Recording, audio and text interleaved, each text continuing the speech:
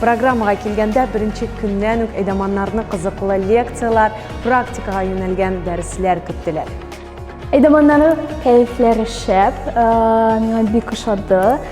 Biz алар белән бик күп эш эшләдек, команда турында сөйләштек һәм бу җәйне әйдәманнар сәл кешеләргә сәләтне күрсәтергә әзер.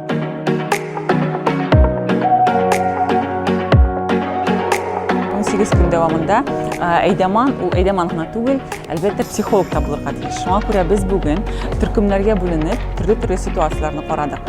Һәм әйдәман авыр ситуациягә ничек итеп дөрес итеп чыгарга тиешлеген, әтәйнләр белән, балалар белән ничек итеп дөрес итеп мөнәсәбәтләрне төзергә тиешлеген бүген өйрәндек. Шушы вакыт аралыгында без бик күп яңа нәрсәләр өйрәндек. Беренчедән без үзебезне инде сәлкеш ролленнән чыгып, әйдәман футболкасында хис итәргә өйрәндек. Әйдәман булырга телисең икән, син вакытны һәркайчан да таба алачаксың, чөнки синең әйдәман буласың килә. Безнең бүген креативлык буенча остахана булды һәм без анда иҗади фикер йөртү ысуллары белән таныштык, чөнки бу әйдәман өчен бик мөһим. Без көн саен иҗат итәбез.